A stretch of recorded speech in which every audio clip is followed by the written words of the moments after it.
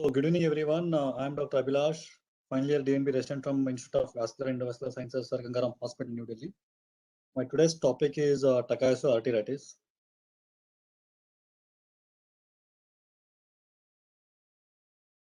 As we all know, Takayasu arteritis is a immune arteritis involving the major vessels like aorta, its major branches, and pulmonary arteries, which usually occurs in young women of second or third decade of life.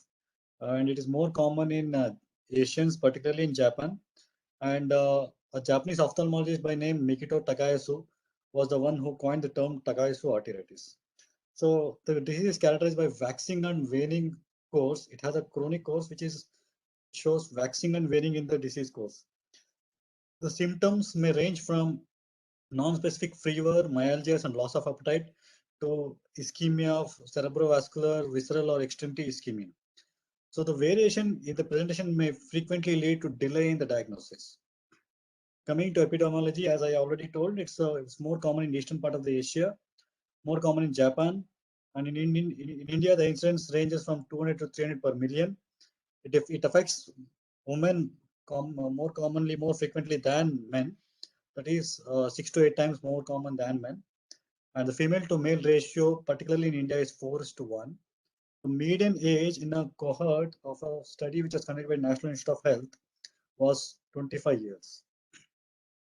Coming to pathogenesis, it is postulated that it might be because of the genetic predisposition, particularly HLA BW52, immune-mediated mechanisms, for example, like cell-mediated, antibody-mediated, or autoimmune mechanisms are also been postulated. Since it happens in a young women of reproductive age group, the hormonal factors can also play a role, and of course, holistically, it can have a multifactorial etiology also. Coming to genetic predisposition, it has been postulated because of the high prediction of patients with Asian descent, particularly the Japanese background, and occasional familial clustering of the disease. HLA-B52 has been responsible for this disease and is being found in 44% of the patients with Takayasu arteritis in Japan. Furthermore, the haplotype of BW52 and DW12, which confers great likelihood of active inflammatory states and rapid disease progression in these patients. Coming to immune-mediated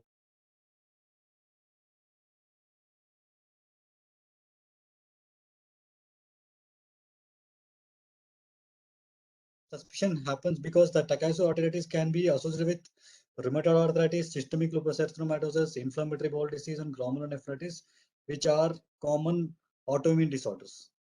All these mechanisms suggest autoimmune mechanisms associated with their pathology. Coming to cell-mediated immune mechanisms, particularly the gamma delta cells are known to express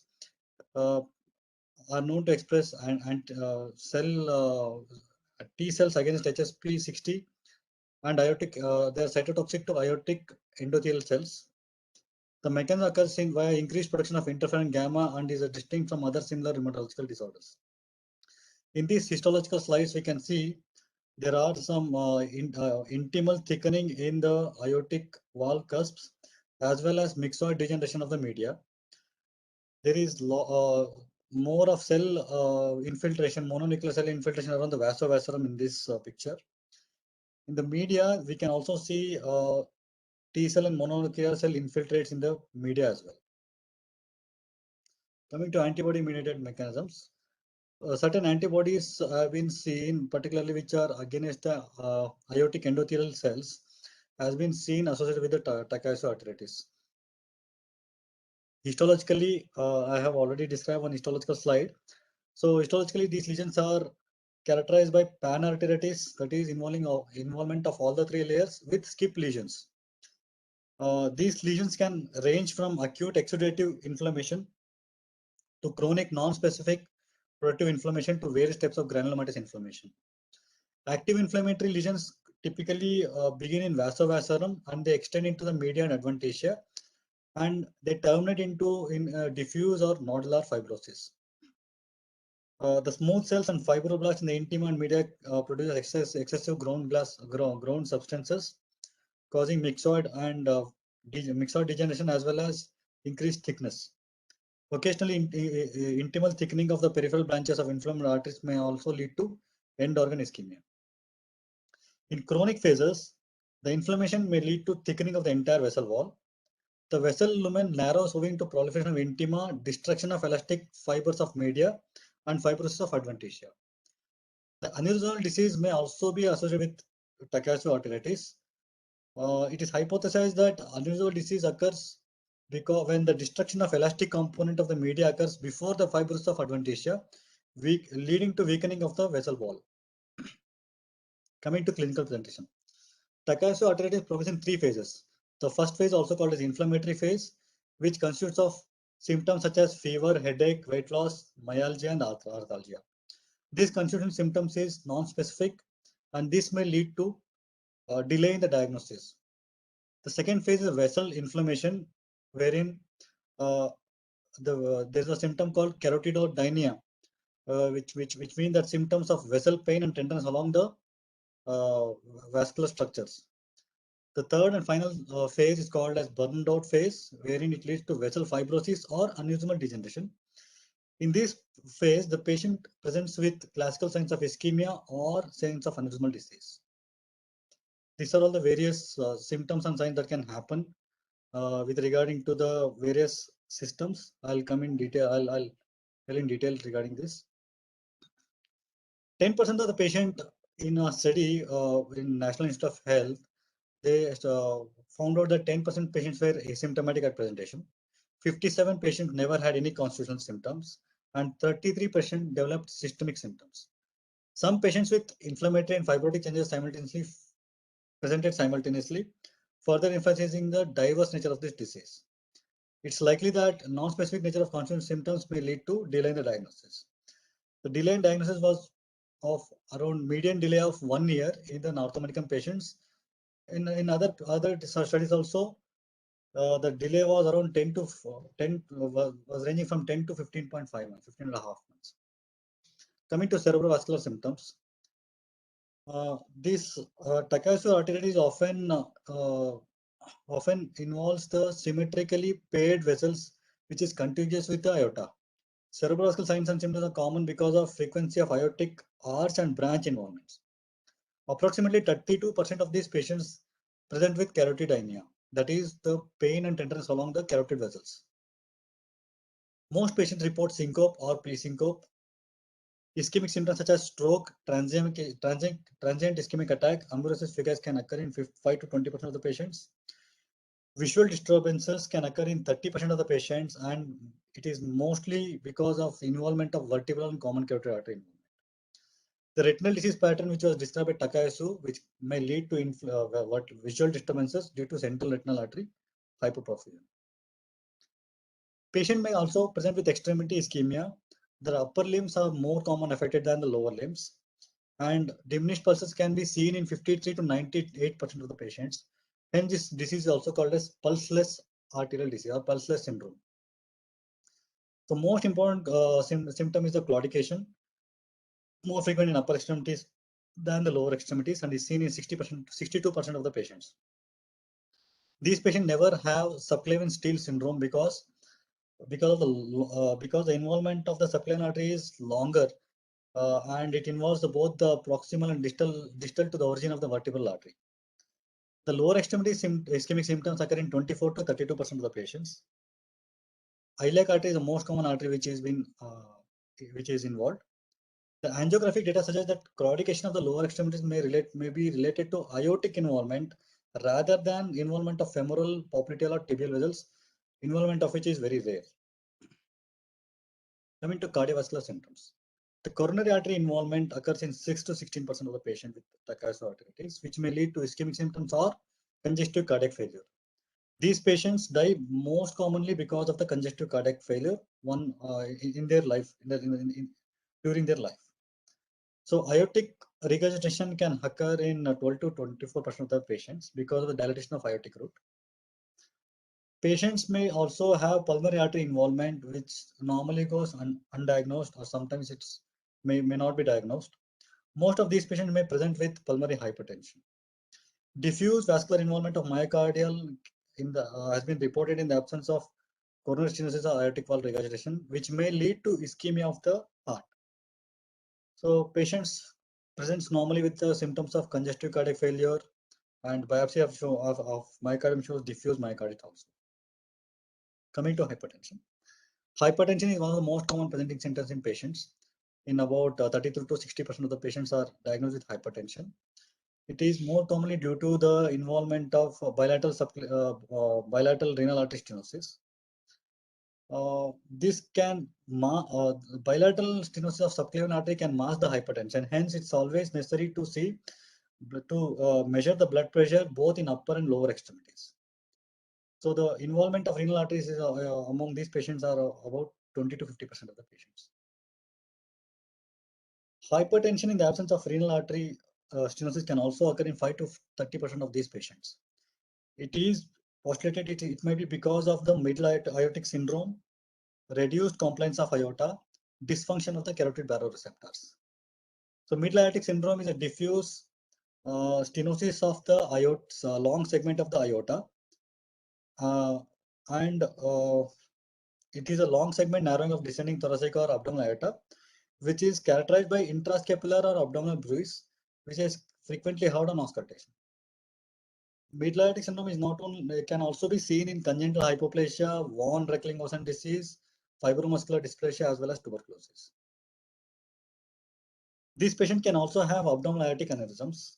Aortic aneurysms, most commonly abdominal aorta, followed by subclavian artery as well as thoracic aorta.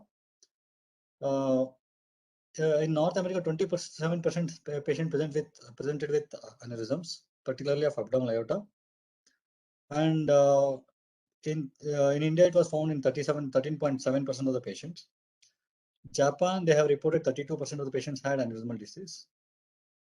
In these patients, the incidence of aneurysm rupture is low compared to that of other non-inflammatory aneurysms. Coming to diagnostic evaluation. There is no global consensus on the best diagnostic criteria, although a few diagnostic criteria has been proposed, but there are not been very specific consensus on the diagnostic criteria. So the diagnostic is based on the diagnosis of exclusion. That's why these diseases are actually diagnosed very late. So only after excluding other vasculitis or infections, fibromuscular dysplasia, and other idiopathic inflammatory syndromes, we can have a diagnosis of Takayasu arteritis. There are some non-specific laboratory markers, particularly erythrocyte segmentation rate and C reactive proteins, which do increase during the active phase of the disease. Investigation also found that there is some link between serum interleukin 6 levels as well as RANTIS, which means regulated upon activation, normal T cell expression presumably secreted. This is one laboratory marker which is frequently increased in these patients. IL-6 particularly enhances the T cell cytotoxicity as well as natural killer cell activity. The RANTIS is a chemoattractant, particularly for mononuclear cells. Coming to radiologic evaluation, radiological evaluation can be performed using ultrasound, CT angiography, MR angiography, PET scan, and the gold standard remains DSA. PET scan is particularly important in evaluating the patient who are on treatment. Duplex ultrasound is useful in evaluating the carotid artery disease in patients with Takayasu arteritis. Here in Duplex, we can see arterial active disease is characterized by thickening of the prominent wall thickening with a maintained outer diameter of the vessel wall. In inactive disease, there is a mild wall thickening, but the outer wall diameter is decreased. Coming to CT angiography. CT angiography, the findings may include high density and calcification of aortic wall. Particularly in this part, we can see there is some alternate thickened aortic thickened aortic arch and decreased thickening in the descending thoracic aorta, and again thickening of the abdominal aorta. So it also, in CT angiography, we can also find a low attenuation ring in the venous phase. Particularly in this image, we can see the ascending aorta having a venous, having a ring, low attenuation ring, and the descending aorta as well. And there is no attenuation ring in this part of thoracic aorta. Again, we can see the thickening as well as attenuation ring in the abdominal aorta. So CT angio is mainly useful for assessing the extent of the disease, and as well as to know the coexistence of active and inactive lesions. Coming to MR angio. MR angio is very useful in these patients. Particularly, there is significant enhancement of aorta and carotid artery that may be seen before the development of stenosis. The greater contrast enhancement of aortic wall compared to that of myocardium is seen in the patients with active disease. Coming to PET scan. The PET scan is useful for evaluation of the evaluation or monitoring of the patient treatment efficacy. So particularly in patients with active disease, there will be increased uptake of the dye. This one image shows the dye uptake in the patient with active disease when he was taking prednisolone, and after that, after increasing the dose of prednisolone, there is no significant uptake. So overall, it correlates with the response to the medical treatment as well as proves useful for, and it is useful for managing patients with increased inflammatory markers in spite of the inactive disease. Takayasu arteritis has been classified into 5 types based on angiographic findings on the and it is based on the degree of involvement of the vessels. In type 1, we can see involvement of the only the branches of the aortic arch. In type 2, there is 2A and 2B. In 2A, it involves ascending aorta as well as the arch of aorta and its branches. In 2B, it involves ascending aorta, arch and its branches as well as the descending thoracic aorta. In type 3, it involves descending thoracic aorta as well as abdominal aorta and its branches. Type 4, only the abdominal aorta is involved along with its branches. In type 5, all the branches of aorta are involved. If the prefix C or P can be applied if there is involvement of coronary or pulmonary arteries. Coming to the treatment, these patients are basically these patients are basically need immunosuppressive therapy, particularly the glucocorticoids. Approximately 12 to 20% of the patients have self-limited monophasic illness and may not need immunosuppressive therapy in their lifetime. And all other patients who typically require some or other regimen of immunosuppression for control of the disease. The glucocorticoids are the first line agents, and it is used in at a dose of 1 mg per kg body weight. If there is improvement in the disease activity, the prednisolone dose can be tapered and ultimately discontinued. The clinical response of the oral glucocorticoids are varied and ranges from 20% to 100%. Relapse of these patients are common and seen in 45 to 96% of this patient. Alternative immunosuppressive agents that can be used are methotrexate, cyclophosphamide, azathioprine, as well as mycophenolate mofetil. Coming to the treatment in the refractory disease, immunomodulating medications have been used successfully in these patients to achieve remission. But in case of relapse, so there are some other immunomodulating agent, particularly the anti-IL-6 therapy using tocilizumab has been found to be successful.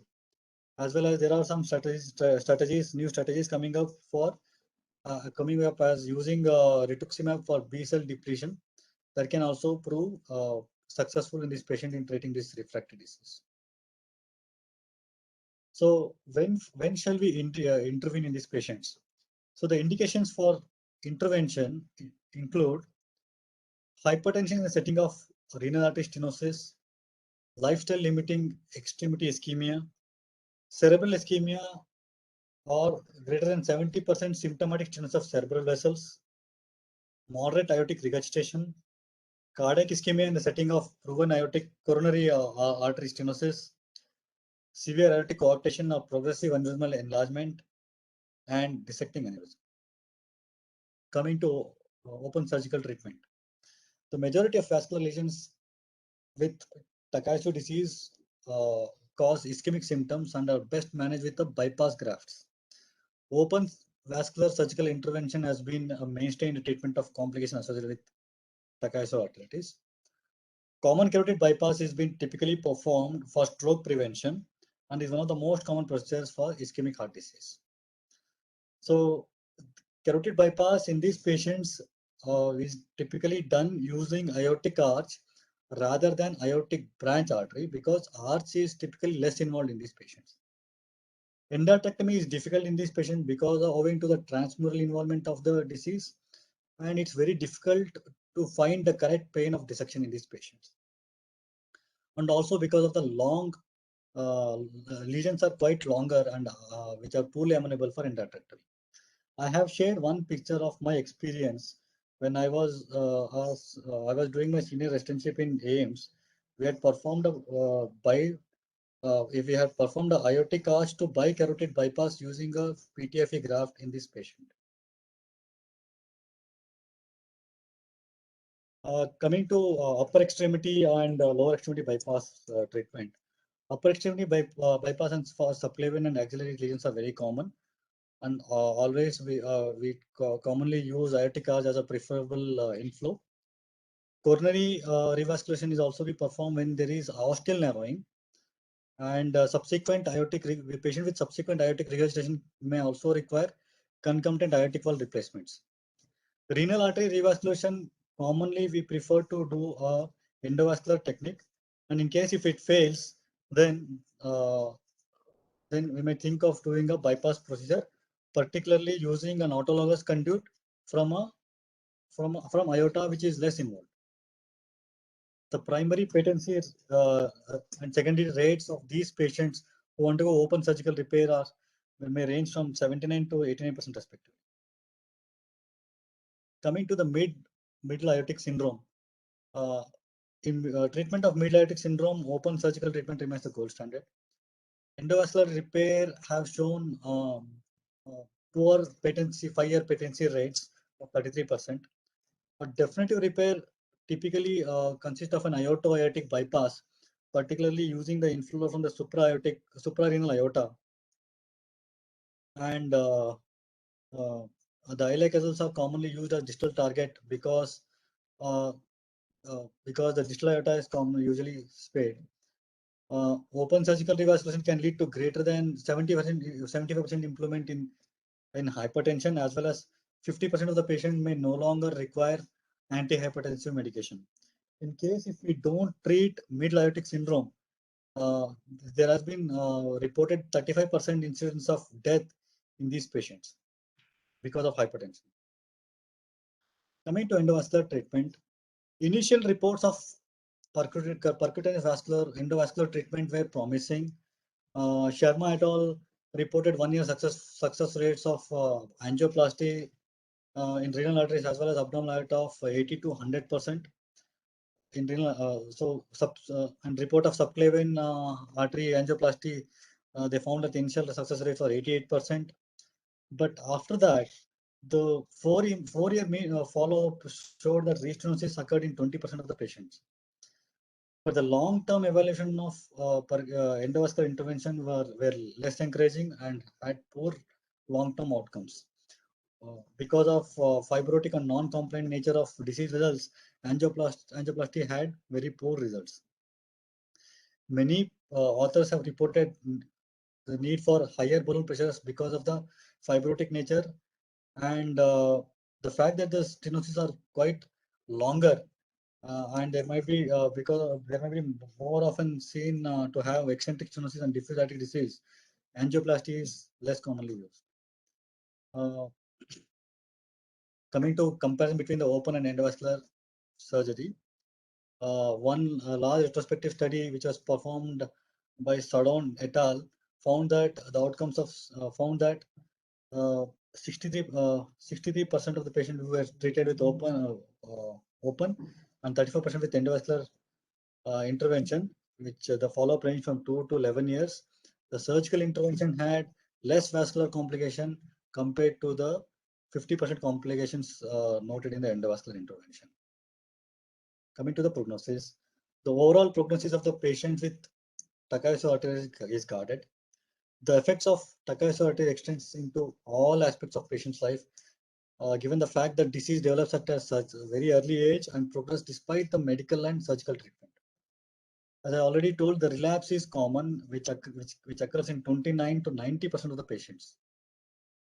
A study from Japan found that the presence of major complications like retinopathy, hypertension, aortic regurgitation, aneurysmal disease, progressive disease scores, elevated ESR were poor prognostic indicators for survival in these patients. Overall survival rate in 120 patients in 15 years after the diagnosis of Takayasu arteritis was 83%. For patients with both major complication and progressive disease scores, survival decreased to 43% at 15 years of age. And as I already told, congestive cardiac failure is the most common cause of death in these patients, and there may be a variety of the causes across various geographic locations, and most often in the world, congestive cardiac failure is the most common cause of death. Thank you, sir.